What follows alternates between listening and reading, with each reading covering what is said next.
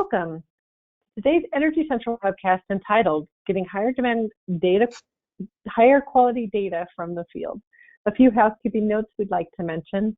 We acknowledge that given the higher demands on internet connections where many are working from home, technical issues may be more pronounced. If for any reason you find the need to restart the event, we invite you to click your same link to join us again. If you cannot get adequate sound from your computer speakers, you may dial into the audio portion using the telephone number listed in the right-hand panel of your interface under the audio section. We invite you to submit your questions at any time using the interface on your screen. Now I'd like to hand the floor over to Jake Freeveld to kick things off. Jake, welcome to the event. You have the floor. Thank you very much, PJ. I appreciate that, and welcome everyone. We're happy that you're here with us today. We know you've got other things that you could do, and you're willing to share an hour with us, and we're grateful for that. I think we've got a good program with us for you today. We'll be talking about getting higher quality data from the field. I am the VP of Product Marketing with Fulcrum, which is a field inspection management and field data collection company. We're going to be talking about lessons we've learned with respect to what how clients succeed by getting higher quality data from the field, and then also how they do that. With me today is Colby Ryan, our utilities business development leader. Colby, you want to give yourself a quick introduction as well? Yeah, thanks, Jake. Likewise, appreciate everybody joining today and spending your time with us. We aim to make this a very informative discussion. I've partnered with electric utilities over the last decade or so on various types of asset management programs.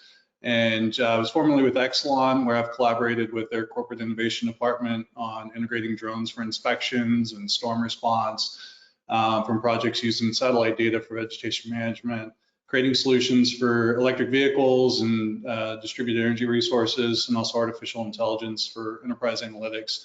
I now lead business development in the utility industry for Fulcrum, and again, happy to be here. Great. So I'd like to start off then by talking about what our agenda should look like today. The important thing to know is that this is not just a presentation. We'd like to offer you the opportunity to ask any questions you'd like, submit questions along the way, and at the end we'll have plenty of time for an open discussion. Along the way to get there, we'll start off by talking about what we're trying to achieve with respect to this higher quality data from the field. We'll talk about some of the sources of poor data quality. Why do we have it? We'll talk about how to structure data collection to get better data quality, and then we'll talk about automating some routine workflows. Along the way, we'll discuss the fact that some of these issues that we're facing also reflect quality of life issues for your employees. So there's actually a problem with retention sometimes, even if you don't address some of these issues along the way. So it's not just about the data itself, it's also about the people who are working for your organization. And like I said, we'll have plenty of time at the end for discussion, so please do feel free to throw out some questions there along the way. And we'll address them along the way also if it makes sense to do so. So I'd like to start off by talking about what we're trying to achieve operationally.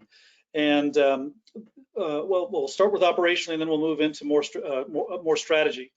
From an operational standpoint, some of the things that we'd like to achieve with respect to getting higher quality data include better productivity and safety. If we can achieve both of those things together, then we're just affecting our mission better, performing our mission better. We want to reduce the amount of operational expenditure associated with doing the jobs that we're doing, to include things like reducing the human costs associated with the tasks that we're doing.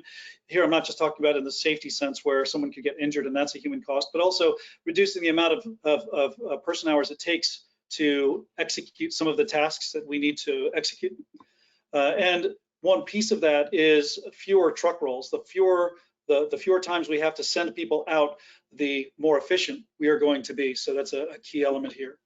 And then in addition, of course, a significant part of the operations we are executing we rely heavily on getting compliance documentation to make sure that we're performing the task in the way that we're supposed to, legally, to protect ourselves, as well as to make sure that everyone executes the job effectively and safely. And what I'd like to do after I talk a little bit about these things is, I'm more of a data guy, and I understand data integration and data management extremely well. But Colby, I'd like your opinions on some of the issues that utilities specifically face as they are trying to achieve these ends. Yeah, Jake, what I've seen in my experience is that you don't have to look hard across the utility especially ones where, you know, an energy holding company owns multiple operating companies. They all operate independent of one another. And, you know, it doesn't take long before you start finding legacy programs still in place, you know, where there's really a big need for standardized GIS data collection. You know, you start to see this in disparities between the data and real life environment. You know, pole would be in the system in one place, and then you get to the field and you notice it's 15 to 30 meters off. You know, and that makes a huge difference when location-based intelligence is in play.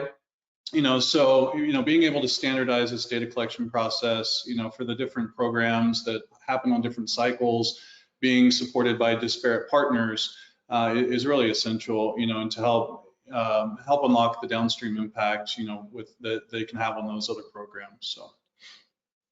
Super, thank you. And if we're trying to achieve these things operationally, and you know, that's kind of what we're doing day to day and trying to hit those productivity, safety, and other kinds of metrics. I also want us to think about what we're trying to achieve from a strategic perspective.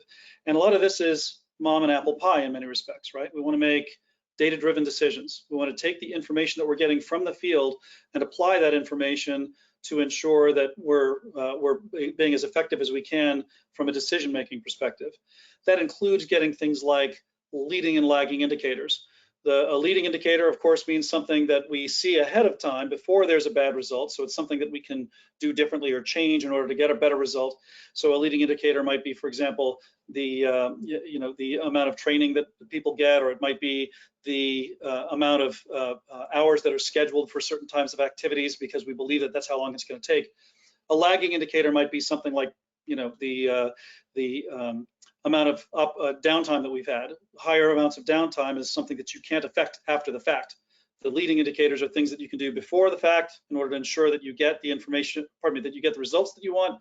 The lagging indicators are things that happen where you're measuring the result of what you've done. So those are both important to make sure that we're managing ourselves effectively. This falls into the broader category of just analytics in general. There's a world of things that we could talk about there. The hot topic in the market right now, of course, is things like AI and large language models. Those things require good data. So making sure that we can provide good data both to train those analytical models as well as to provide input to those analytical models once they've been built out are both critically important. And other types of AI applications can be used in the field to potentially, you know, do things like figure out where there are problems with the lines that, you know, pardon me, we could use something like visual AI in order to identify where there are things like broken conductors in the field on a line or something like that. So the AI applications are a critical part of what people are trying to do as well to make sure that we're making better data-driven decisions. The bottom line is, rather than react to what's around us, we're trying to ensure that we can predict what's going to happen and provide some prescriptive actions that people can take in order to affect better outcomes. And Colby, here again, I was wondering if you could take the abstract things that I've said here and place them into a stronger utilities context. Yeah, Jake, I'll add some, you know, some color to that last point you made. You know, I think, you know, traditionally a lot of inspection programs have been on cycles that are more, you know, proactive, and we're trying to get out ahead of problems, you know, but we still see things that we have to react to. And I think what we're trying to say is that what we do today affects the downstream values of programs that we're currently working on, but also those that are on horizon. You know, so if we look back 10, 20 years ago, you know, a lot of the problems we're dealing with today or the challenges that we're trying to solve for, you know, didn't really exist at the level of capacity that they do now. You know, one of those being EV growth. You know, the demand for support in the EV growth in the consumer market, you know, requires grid resiliency and a lot of modernization that we really didn't have to focus on much, you know, before. And that all is really, it hinges on sound inventory data, you know, that you need in order to help support predictive analytical capabilities. You know, being able to look at, you know, what the growth looks like for your specific area, and then also coupling it with data, you know, as built, known data about your system, you know, and determining how much capital investments are required to meet that growing demand. And, you know, there are lots of other external factors that play into the impact on the utility business, you know, such as public policy and societal pressure. So, you know, those things all go hand in hand right now. Then another key one, it may not affect every single utility, but it's starting to affect utilities more than it has in the past. Is the changes in climate and other factors, are bringing wildfire prevention and mitigation efforts to pretty much the windshield of everybody out there, and those are comprised of data from a whole host of programs, whether it be, facility inventories on your distribution and transmission system, conditional assessments from your reliability inspections, vegetation management programs, the insights that those bring in, and then a whole host of other data sets, whether they're internal or public, and standardizing the processes, will help to create a data lake that can be used to support all those long-term and very high-value programs. I think it's really interesting that one of the commonalities across almost every industry we see is that it's tough to get the right data in a single data set, and then you've got the problem of bringing together multiple data sets, all of which have to be pretty clean, pretty high quality, in order to get good results from your analytics and to help make those better decisions. So all of that is a pretty big challenge. And that actually leads me a little bit to the next set of comments here, which is regarding the consistency and completeness that's necessary in our data in order to get good results. And I focus on both consistency and completeness because people often think of data quality as being more related to one than the other, but it's really related to both. And we'll start with the idea of consistency, which suggests that when we have similar use cases, we should be able to capture data in a similar way across those different use cases. So when we are talking about distribution, for example, we're trying to move the power from one place to another, and that is typically in a different area than transmission, which is also trying to move power from one place to another. But the requirements of doing so have relationships. I'm not going to say they're the same, of course, but they have relationships, right? We're talking about the amount of uptime that we have, the types of when we're doing inspections of the poles or the towers, then there are condition requirements, there are safety requirements. There's a whole host of things that are similar between those two, and environmental requirements as well. When you think about when we're trying to do something like develop a construction area for putting up new towers or a new power station, those kinds of things also have relationships because they're all based out in the field, and we need to know exactly what's going on, what the relationships are between those specific things that we're doing and the other downstream elements that depend on them. So although these things are different, having some of the having the things that are similar be the same is an important thing to enable us to bring these data sets together and understand better what's going on within our organization to improve our overall processes, streamline operations, and to do better from a decision-making standpoint. So that's consistency. It's a single use case has a set of requirements, and the things that are similar are matched across those use cases. And then in completeness, that's an issue that's specific to the given task that we're engaged in. So if we're dealing with tower inspections, for example, we need to have everything that's related to those tower inspections very consistently, yes, but the completeness of each individual record has to be there too, because otherwise we're not even going to be able to understand what's happening within our tower inspections. And within this slide, I note that there's a picture here, and I want to include the idea that we don't just want consistency of the individual data points, but we also want consistency of the imagery or multimedia that we're capturing, because in that case, we could have the ability to take that picture, let's say, and apply AI to that picture to be able to understand whether or not there are issues on that site. And if we don't have a consistent set of photographic data to go along with all of the inspections that we're doing, then we're not going to be able to apply AI in as smart or in as effective of a way. So the first requirements for managing data from the field is to understand that we need both consistency where we can get it and completeness basically all the time. And when we see that there are issues getting that kind of data quality, it's often from a set of issues that I'll walk through here. The kinds of issues that we've seen our customers talk to us about with respect to capturing information is, first of all, the amount that the person who is doing the data collection has to know. The knowledge requirements there, especially for your less experienced employees, can be very high. And that frequently can mean that they've got maybe a manual that they're carrying with them into the field, but it's really hard to know even where to look the right thing up in the manual might be. So that knowledge requirement is one of the #1 issues for data with data quality requirements, because we simply don't have people who know how to get the information they need.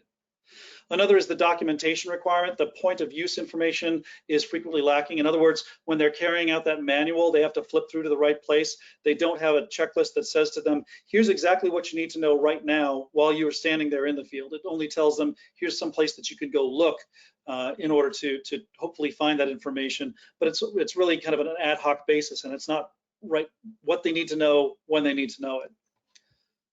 Third is validation requirements, and I categorize this in 3 areas that I've personally heard our customers talk about.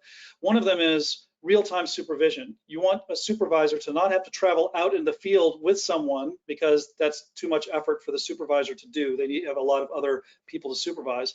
But we also want them to be able to respond before that truck has already rolled and that person has come back from the field, and now the supervisor's looking at the stuff. That's too late. If you can do it in real time, then you can maybe get to that person and have the problem fixed before that truck starts to roll back home again. So being able to have the supervisor see things in real time is critically important. The second one is in-app data validation. If the person out in the field doesn't necessarily know enough to be able to collect the right data, or might not know when 2 data points are kind of contradicting each other or something along those lines, that makes it much more difficult for that person to provide good, high quality data. If instead you can have within your data collection platform the ability to validate the results that the person is getting while they're standing out in the field doing it, that's a huge boost to that person, and it's a huge benefit for your data quality. And then finally, sensor data. And what I'm thinking here specifically is a client who used our platform to go out to when one of their users would go out into the field, they would want to know what the weather was like there. Is the weather, is it raining? Is it hot or cold? What have you? And that's the kind of subjective information the user would give back. They'd say, it's pretty sunny and it's mid 70s.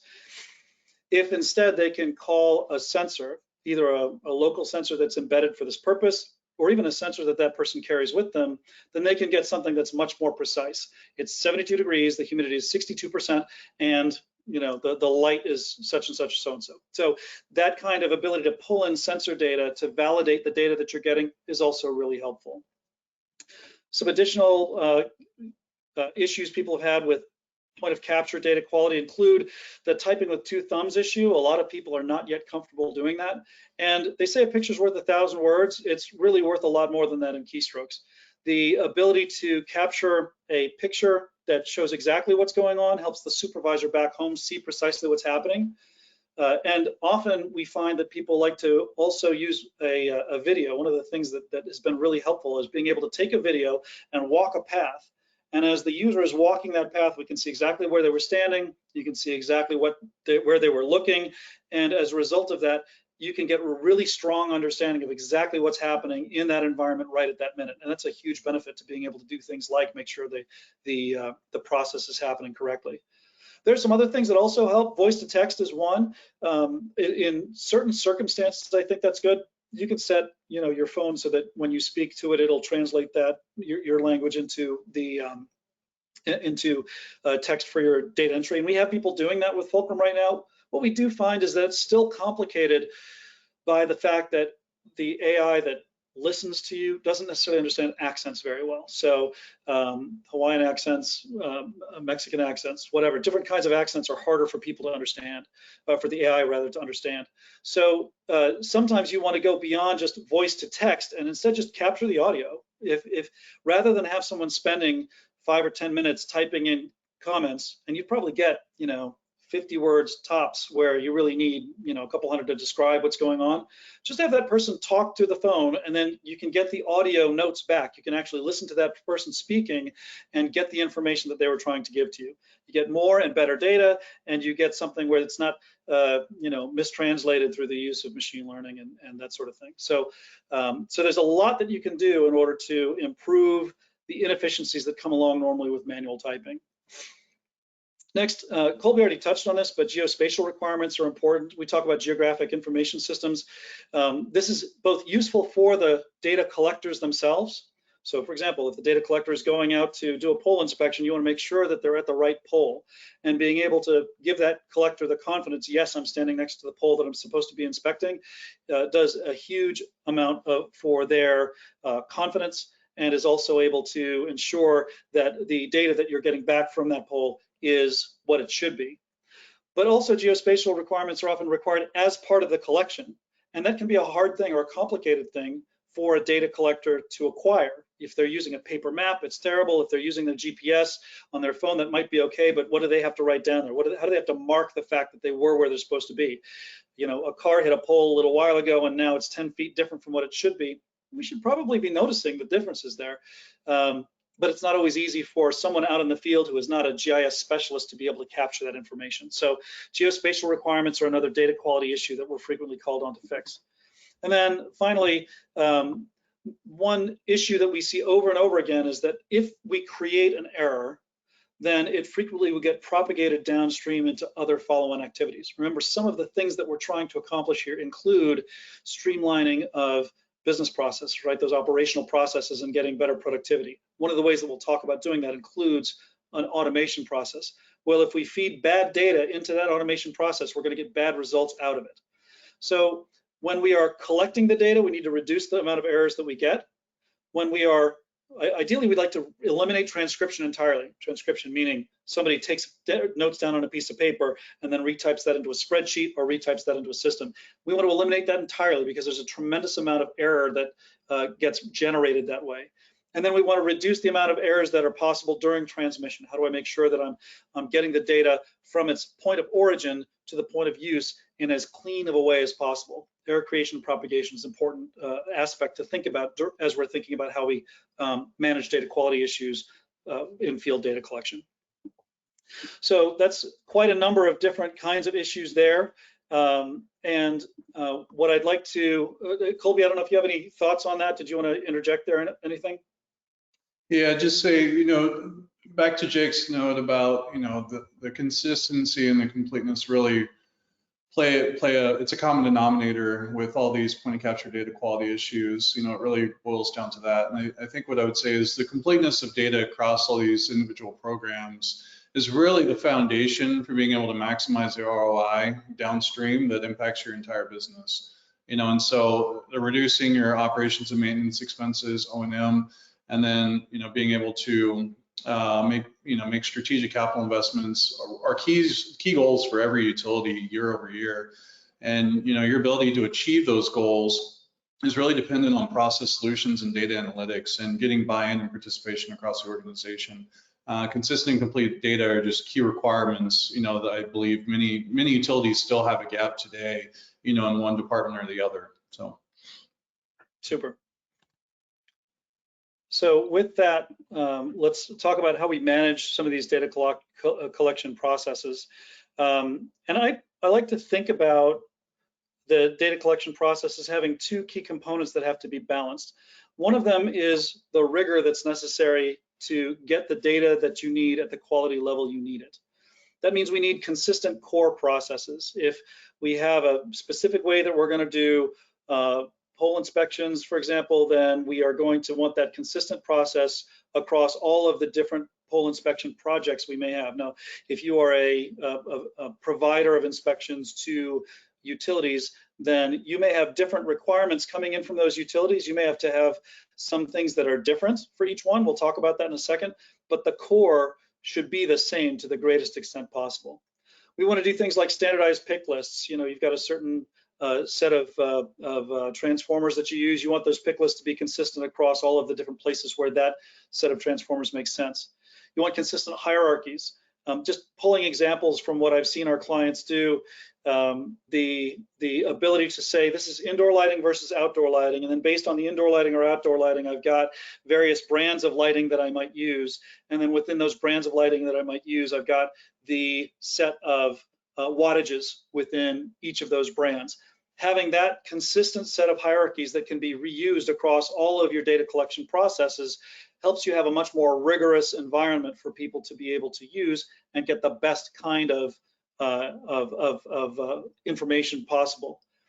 Balancing out the rigor, you have to consider flexibility. I said those core processes are going to be core every time, but you might have different requirements coming in from different clients of yours, for example, or in different geographic areas.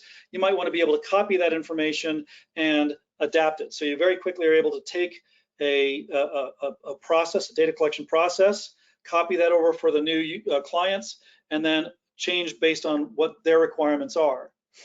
Or you could do something else, and this is a reasonable choice to be making as you're thinking about how you'll collect that data. Maybe the differences are not so big, and you can just say, well, am I in Alabama or am I in Tennessee? And based on the state that you're in, you show different fields, or you have different types of validation for those fields, so that when you just ask the question, here's my situation, here are the conditions I'm in, then you're able to say, here's the difference, and you have it in just one place. So that flexibility, how you're going to manage that flexibility is really important, and being able to have that flexibility on top of the rigorous requirements that you put in place is going to be really important, because either way, you're going to avoid information overload. The person who's actually standing out there in the field won't face the typical problem you have with paper, which is that you've got a big long list of things, and the big long list of things is the same every time, and so they skip a whole bunch of things because they just don't matter. As soon as people feel like they can take off their brain, turn off their brains during the data collection process, you start to get errors. So they might skip because they feel like they should be able to skip, and that's not the right thing to be doing. You want to be able to avoid that in your digital data collection processes. The goal of having that balance of rigor and flexibility is to ensure that the integrations that you get become more consistent and streamlined. And as the integrations, the fact that we're taking this data out of the data collection platform and moving it downstream, those downstream processes become more efficient and effective. And Colby, you can see some of the examples here, by the way, but Colby, did you have some thoughts on this as well that you want to talk about from a data collection, the process side of things? Yeah, I do. I think we're going to get into a lot of this, when we start talking about, the need for, or the ability to automate routine workflows, and, how to structure your data collection across different asset types. But I say, it's really hard to think about, how you would apply this across your entire organization until you really see tools that can lend favor to that. And today, many of the tools that are available, don't offer the ability to place the rigor, that's necessary to get these results, and offer the flexibility to adapt across multiple different types of programs, whether it's your internal crews who are doing the work, or you've got contractors coming in, and using iPads that you provided them, or even their own tools. So I think as we get into some of the later parts of this presentation here in a couple minutes, we're going to start addressing, how those become possible. Great. And we just got a question from the audience, and I encourage you to add more questions, but this one is addressable in the near term. Could image or picture metadata, in other words, location, GPS info, be used as data points? Potentially, yes. I've done a lot of research on fraud prevention and detection, for example, and in New York City, when inspectors were not going out to inspect the elevated trains, and they were copying and pasting information from their prior Word documents into their current Word documents. If you had been able to see that those photos were repeated photos and were not taken where they claimed to be taken, it could have saved a lot. So there are a number of use cases where the metadata about the multimedia that you capture can also be used as some kind of important data point. So thanks for that question. It's something that can be addressed in the flow here. So I recommend anybody who wants to ask more questions, feel free. If it's something that feels a little bit bigger to me, then I will save it to the end, and we'll definitely get to those at the end. Let's talk about automating routine workflows. And I'm still driving the slides, Colby, but I think you're taking this slide for the most part, yes? Yes, thanks, Jake. Yeah, if you could just manage the transitions, on the various points. So I think when we look at automating routine workflows, I think there's some key components here where, where there's room for improvement. One of those being, changes in work scope that can be communicated to the field crews in real time. Oftentimes these folks are working in remote locations where they may not have connectivity, but there are times when they do sync up, and they get a mobile connection. They reach this, they get signal from cell tower, and then, their phones can update. Having the ability to communicate changes in real time, without interruption, is a really, key to being able to help automate a lot of these workflows. Next is being able to create a bidirectional communication channel for alerts that would be considered high priority. Having done field inspection work where, we have crews out in the field flying drones, we identify an issue that's considered a high priority, maybe a floating conductor, or we've got an arcing connection point, or we find something through thermography, that indicates an issue. Being able to communicate that in real time without having to pick up the phone and call the dispatch, just saves precious moments, that you can't get back. And if there is an outage, that could have been avoidable. Those are the seconds you wish, you did take, making those that you could get back. So, it puts time on your side. Another one is being able to pull data from enterprise systems, such as outage management or your AMI, to initiate work orders, be able to push out updates and get data in real time, push it back into those systems when work has been completed. Making more data-driven decisions using key performance indicators. That's another key thing that most utilities are looking at, is how can I now start to use this data to inform my programs and make changes as we go. Also ensuring that your enterprise data analytics teams are set up for success, and enable them to optimize their value to your business unit by giving them good, clean data sets. As the saying goes, garbage in is garbage out. A lot of times when we produce these big, massive data sets, they can go on a hard drive and sit there for a while, and it's kind of the data graveyard. So creating data lakes that help make them more successful has significant impacts across the business. And then lastly, being able to create digitized records that are easier to audit. That's the key thing. If your field crews are doing tailgate meetings using paper notepads, and they're going and scribbling notes on a notepad that they later transcribe back into a system, and it just becomes a mess. And it's really hard for folks to audit something for root cause analysis or corrective action. So having digital records just makes that process far more efficient. And I'll get into that, a little bit in this next slide when we talk about quality of life for field crews.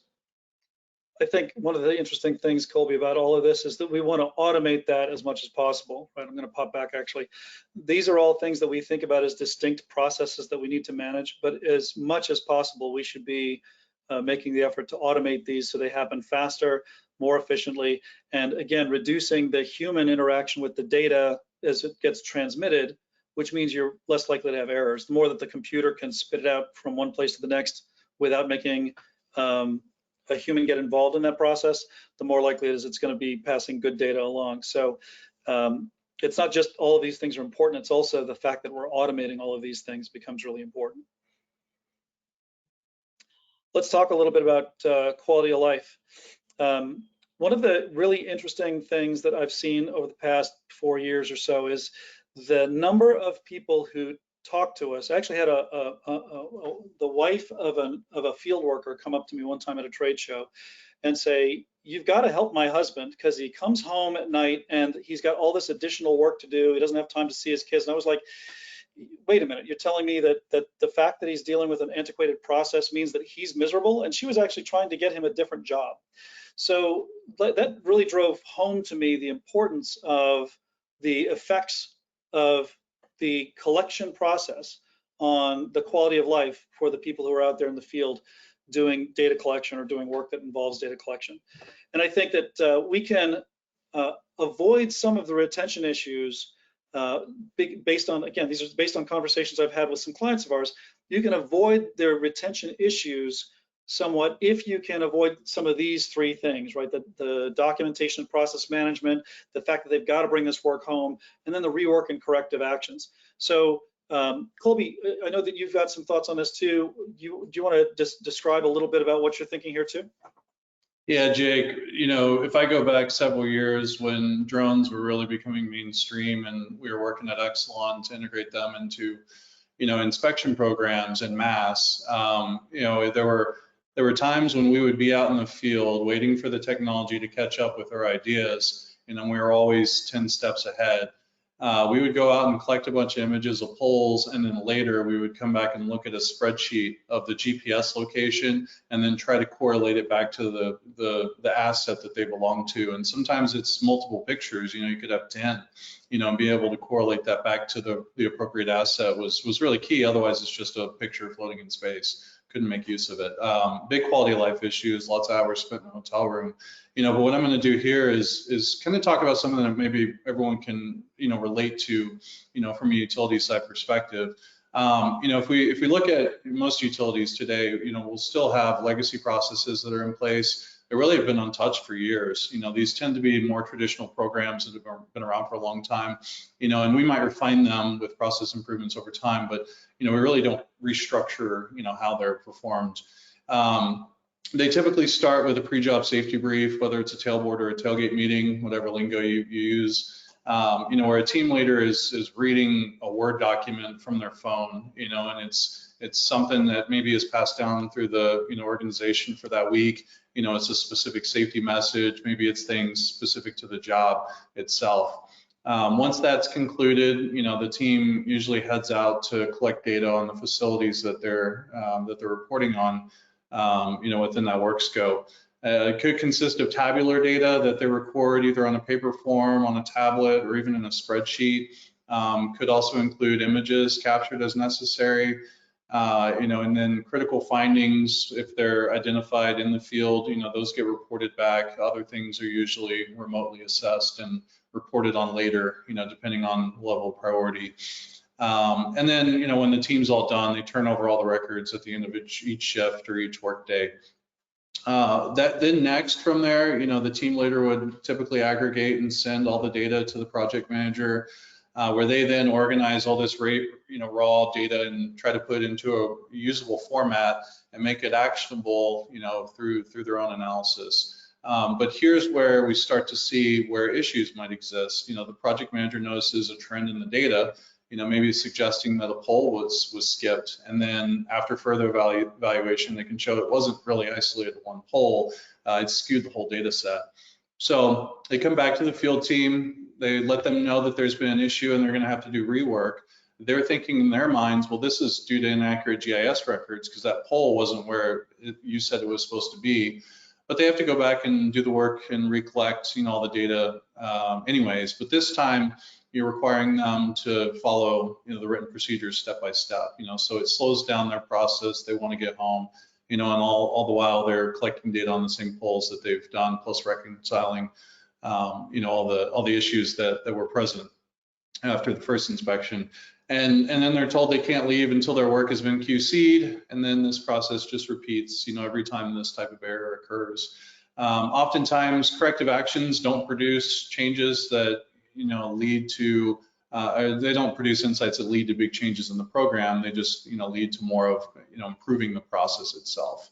So what we end up finding out is that this overwhelming manual documentation often leads to field crews spending off hours making sure that their data is accurate. And it's part of just the normal routine workflow, but it just requires additional time that they have to spend making sure that rework is not an option.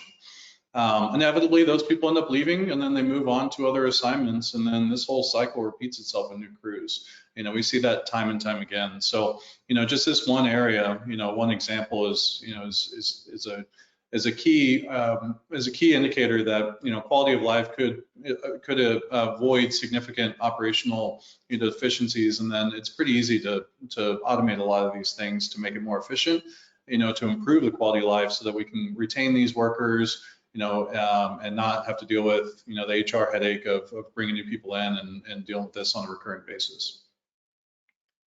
I think there's probably something to say about the fact that some people have been through a grind like this before, and they were told that digitization was going to help them, and instead they ended up having to correlate the photo that they took and the URL that they put it into Dropbox with, and then put that into a spreadsheet, and they don't see that as an improvement. So they're skeptical, and rightly so, of digitization. So you know, I can't overstate the necessity of working with your field teams to make sure that they feel like their process is improving. It's not just about you getting higher quality data at the back end, which, even though that's your goal, the effort to work with those crews and have them feel like their process is better will actually get you better data in the long run as well. So it's a tremendous requirement. So I just like to reflect back for a second on why I said we were here, right? We talked about operations, and we talked about analysis. We talked about leading and lagging indicators and analytics and AI applications, making sure that we're able to be predictive and prescriptive rather than reactive, making sure that we're being productive and safe at the same time, reducing the OpEx, making sure we've got our compliance documentation. Everything we've talked about today tends toward this direction of making things better, both operationally and strategically. If you have any questions about how these things tie together, or you want to drill down into those things, that would be fantastic to hear. What I'd like to do now is open up the floor for discussion. We've got a couple of questions that have come in. Meanwhile, you can see Colby and I, our email addresses here. Our company is Fulcrum, and you can reach us at fulcrumapp.com. And at that, Colby, I'm going to stop sharing my screen so I can actually see your face better.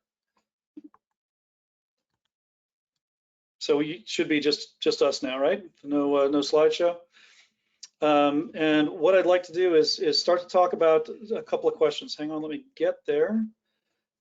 One of the first questions that came in was, what's the best way to get started? And I assume get started means getting started with like a digital data collection program. I can take that. You want to take that? Yeah, I'd be happy to. You know, I kind of touched on this a little bit before, and I gave, you know, an anecdotal example as well as some additional insights. You know, my recommendation is to think about programs that have been more or less untouched over the last, let's say, 10 plus years. You know, you don't want to really look at new things, you know, because you're typically structuring those around modern technology, but things that really have been untouched.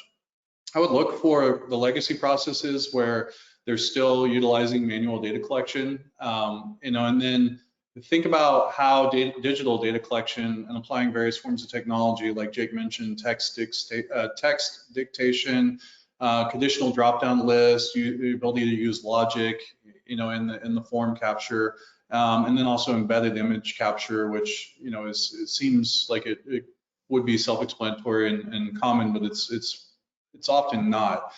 Being able to connect all those, you know, just think about, you know, in a full picture how that could benefit that type of a program. Or maybe where crews are required to follow written procedures.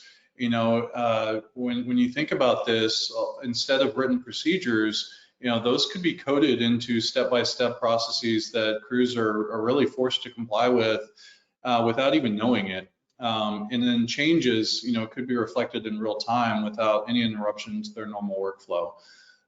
Even changes to scope. So you want to add something to a form, you know, maybe, hey, let's have them report on fault indicators they find and the condition of them in the field, you know, attach an image and a GPS location, you know, that could be done in real time. You know, so I would look at, you know, ways to improve any, you know, the following of written procedures.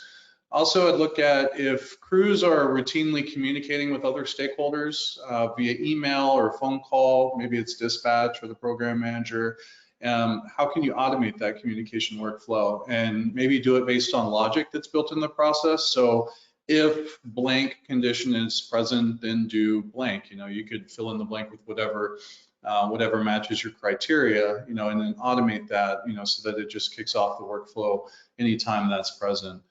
And then last, I would say, you know, instead of performing manual quality control and auditing, provide the persons that are doing that task, you know, whether it's the QC or the audits with digital records that show the chain of custody and the complete data sets all in one place. You know, give them easy access, make it more efficient on them, make it more efficient on the workers that have to participate in that process.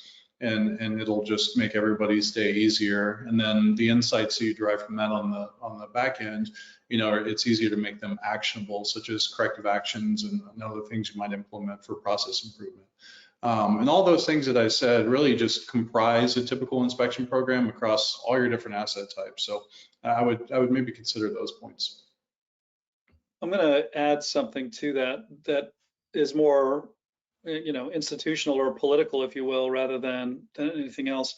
And that is that a lot of people, I've seen this a lot with analytical projects especially, but a lot of people will start with something that they think is small enough, right? They don't want it to be a big risk, so they start with something that's so small that they're sure they can get the technology implemented correctly.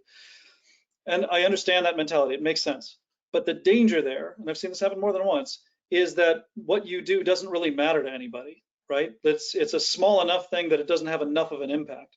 And one of the things that you've got to be trying to do as you're trying to, digitize inspections or data collection is you're trying to get an executive sponsor. You're trying to get somebody at the executive level who says, yes, this is interesting enough and compelling enough for me to put my political clout behind and put some budget behind and all that kind of good stuff. So getting that executive sponsor is really important for the success of the program, but it's hard to get an executive sponsor if the thing that you're doing doesn't have sufficient impact. So I'm not at all suggesting that you should go out and bet your career on your first project that you do something like this, but I'd also avoid doing something that's so small that it doesn't have enough impact to really show the value of the direction you're going. You need a proof of concept that's going to give people a vision for how good things can be.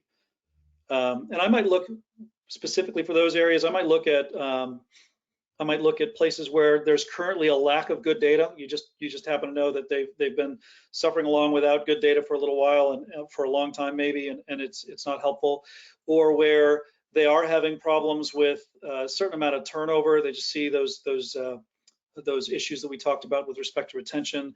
Maybe if you can make the lives easier of those people, then you'll start to get better data. Obviously you'll be putting rigor into the process as well. So you'll be getting better data and people will be saying, wow, this is so much better than it was before, even if it's, as much just feeling like it's better than it is getting actually better data.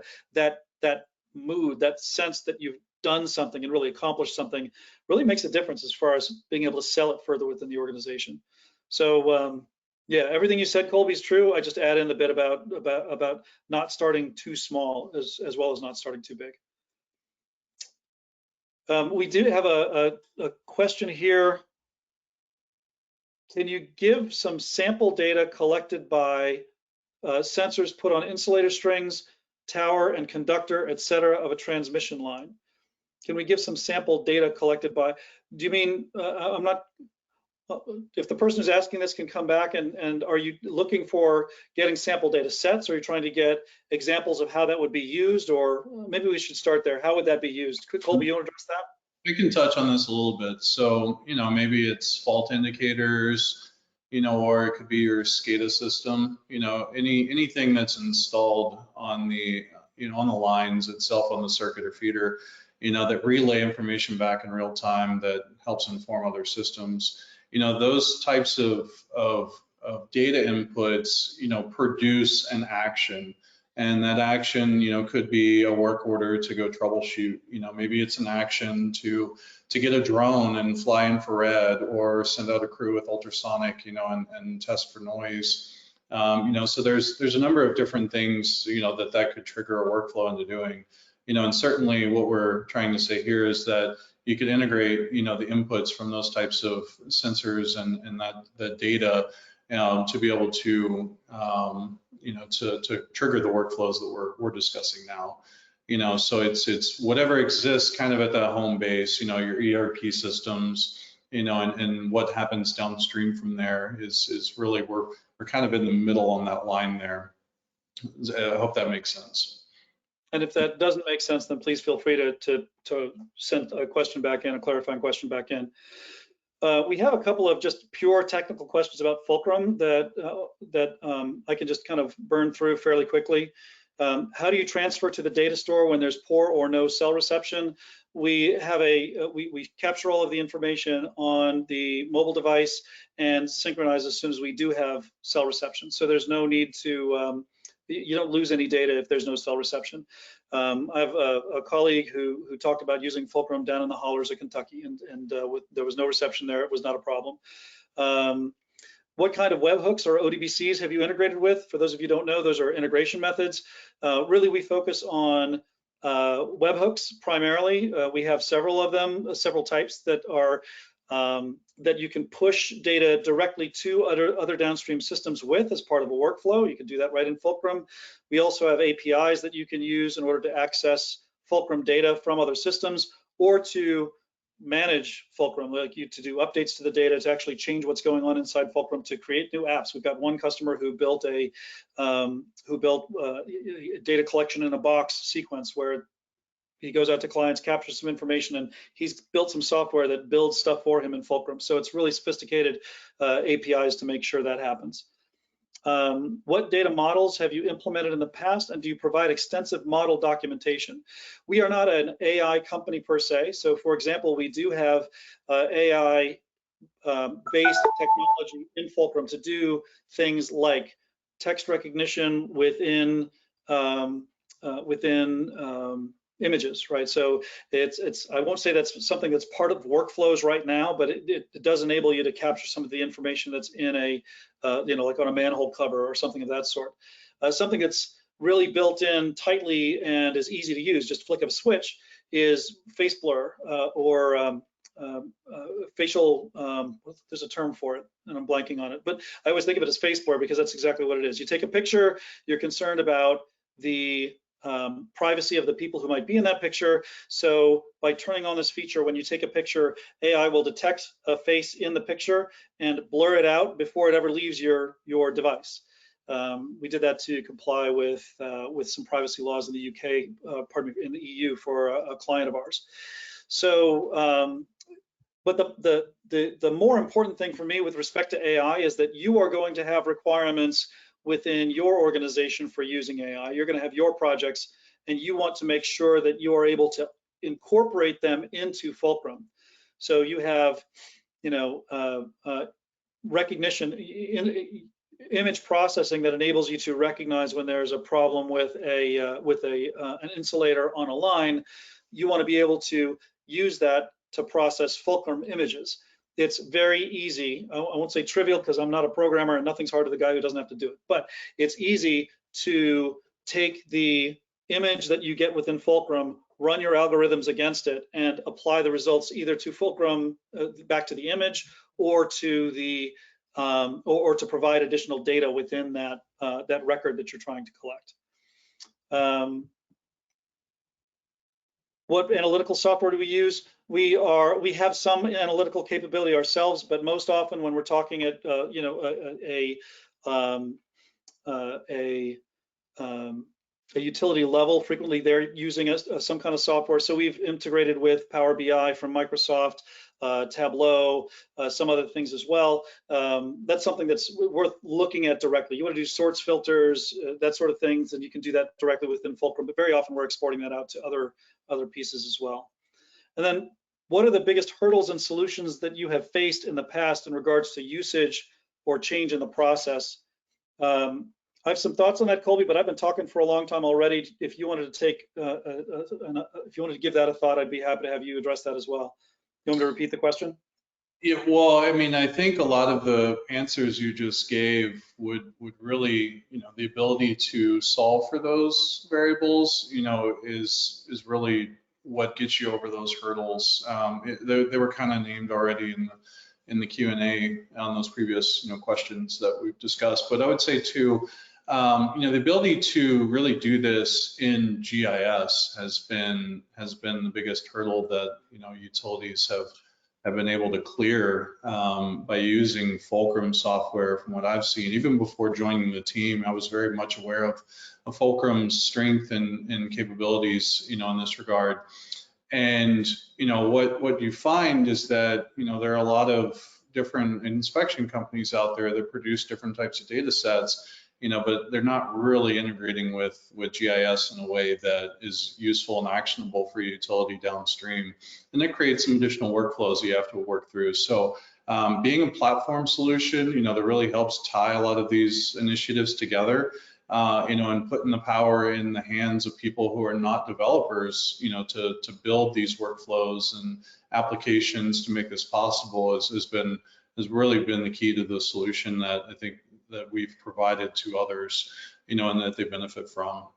So rather than have to go back to your IT and your GIS department for a big project, putting this in the hands of a project manager to say, you've got the reins, you can build this program how you see fit, and give them the power to make changes as they need to, and really write what those programs look like has been key. Super. We do have a clarification from that previous one where the person asked about sample data collected by sensors, put on insulator strings and so on. And the follow-up clarification was like numbers of failures of insulators and leakage current and things like that. And I think maybe what we're talking about here is the person might I'll get a sentence out, I swear. The person might be asking, do we have samples of the kinds of things, the kinds of use cases for sensors that get pulled back into this?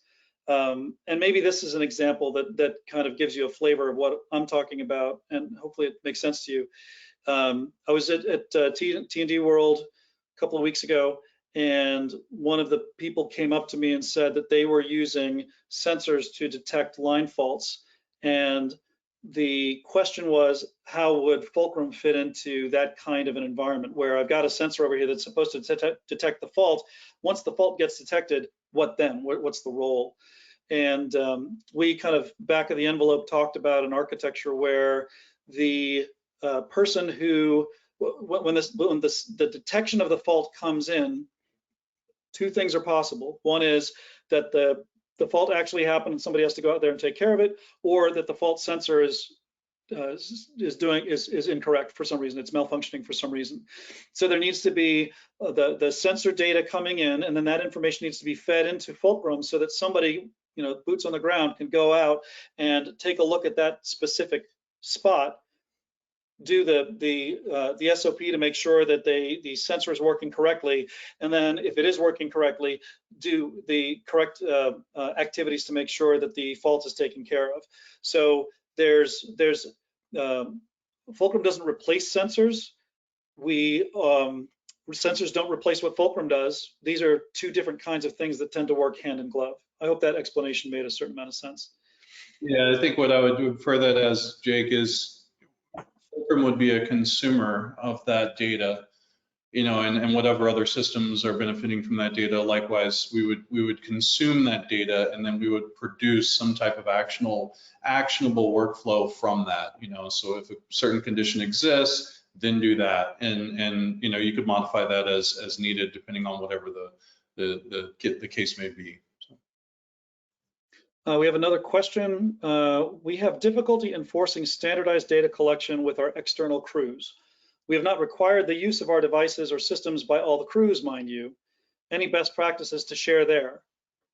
I would say welcome to the club. It tends to be pretty common. What you'll find is that they've got tools that they've trained their employees on, whether it's their employees or contractors, and they've been using that for some time.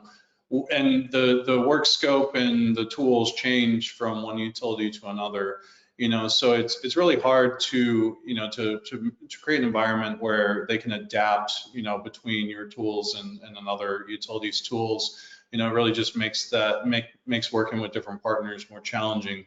What I would say though is when the adaptability of those tools, you put the power in the hands of the people that are actually doing the work, then it makes it a lot more feasible. So they don't have to go back to their IT department and have them create a new inspection application each time, or they don't have to train, their employees on using a new utility system. They're used to using the tool, and it's just easy to adapt that workflow from one customer to another.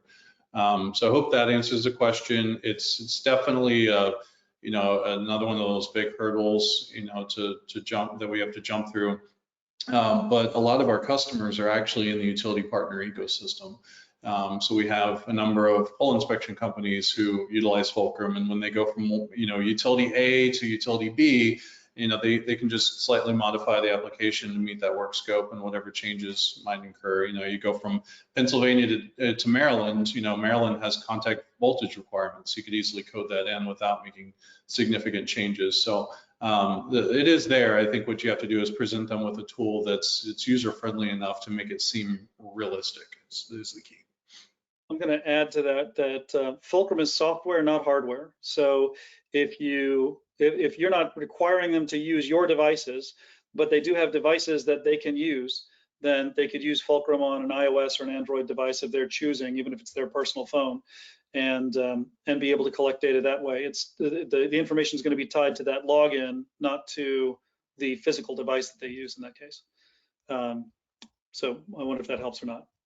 We are hitting the top of the hour, and so I need to hand this back over to PJ for wrap up. PJ? Thank you, Jake, and thank you, Colby. Fantastic presentation. For the audience, we hope you've enjoyed today's discussion.